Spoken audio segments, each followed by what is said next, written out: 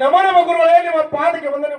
ನಿನಗೆ ಜಯವಾಗಲಿ ರೇಣುಕರಾಜ. ಮೇಲೆ ಕೇಳುವಂತ ಹಾ ರೇಣುಕರಾಜ, ಏನು ಗುರುಗಳೇ? ನೀನು ನಿನ್ನ ಮಗಳನ್ನು ಕರೆದುಕೊಂಡು ನನ್ನ ಆಶ್ರಮಕ್ಕೆ ಬರಲು ಕಾರಣವೇನು? ನನ್ನ ಮಗಳ ಕರೆದುಕೊಂಡು ನಿಮ್ಮ ಆಶ್ರಮಕ್ಕೆ ಬರುವ ಕಾರಣವೆಂದರೆ ನನ್ನ ಮಗಳು ಶಿವಲಿಂಗದ ಪೂಜೆ ಗಂಟೆ ಹೂವ ಪತ್ರಿ ಶೀತಳ ನೀರು ತರುವ ಸಮಯದಲ್ಲಿ ಈ ನಿಮ್ಮ ಕುಡುಗಡ ಪ್ರದೇಶದಲ್ಲಿ ನಿಮ್ಮ ದರ್ಶನ ತಂದು ಗುರುಗಳೇ, ನಿಮ್ಮ ದರ್ಶನ ಇರುತ್ತೆ. ಒಳ್ಳೆಯದು. ನನ್ನ ಮುದ್ದು ಮಗಳು ರೇಣುಕ, ನನ್ನ ಮುದ್ದು ಮಗಳು ರೇಣುಕ ತಮ್ಮ ಗುಣ ಲಗ್ನವಾಗಿದ್ದಂತ ಈ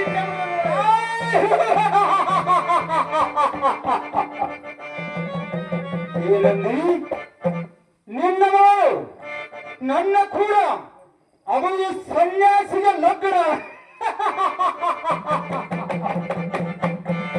ಬೇಡ ರೇಣುಕರಾಜ ಬೇಡ. ಯಾಕಂದರೆ ನಾನು ಈ ಗುಡ್ಡ ಗವಾರದಲ್ಲಿ ಗಟ್ಟಿಗನಿಸುತ್ತೆಂದು ಕಾಲು ಕಳೆಯವರು. ಹೌದು ಗುರುಗಳೇ, ಹೌದು. ಇದು ಅಲ್ಲವೇ ನಾನು ಒಬ್ಬ ಸನ್ಯಾಸಾಶ್ರಮದವನು.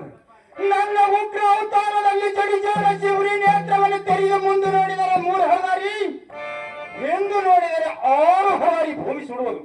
ಹೌದು ಗುರುಗಳೇ, ಇದು ಅಲ್ಲವೇ ನಾನು ಒಬ್ಬ ಮುಪ್ಪಿನವನು. ನಿನ್ನ ಮಗಳು ಎಲ್ಲೋ ನವ ಕರುಣೆ. ಹೌದು ಗುರುಗಳೇ, ಇದೇ ಹೂನಾವತಿ ಪಟ್ಟಣದಲ್ಲಿ ಒಳ್ಳೆ ವರವನ್ನು ನೋಡಿ ಲಗ್ನ ಮಾಡಿಕೊಡಬಾರದೆ ರೇಣುಕರಾಜ? ಏನು ಗುರುಗಳೇ, ನನಗೆ ಒಬ್ಬಳು ಮಗಳು. ಹಣ್ಣಿನಾಗ ಬೆಳೆಸಿ ಹೂವಿನಾಗ ಬರಬಾರದು ಗುರುಗಳೇ. ಅವಳ ಸಂತೋಷವೇ ನನ್ನ ಸಂತೋಷ ಗುರುಗಳೇ. ಅದಕ್ಕೆ ಈ ಮಾತನ್ನು ತಾವೇ ವಿಚಾರ ಮಾಡಿದರೆ ಬಹಳ ಸಂತೋಷವಾದದ್ದು ಗುರುಗಳೇ. ಹಾಗೆ ಆಗಲಿ, ನಾನೇ ವಿಚಾರ ಮಾಡುತ್ತೇನೆ. ಅದರಂತೆ ಯಾವ ಇಸ್ಲಾಂ ಧರ್ಮದಲ್ಲಿ ಹುಕ್ಕು ಹೋರಾಡೋ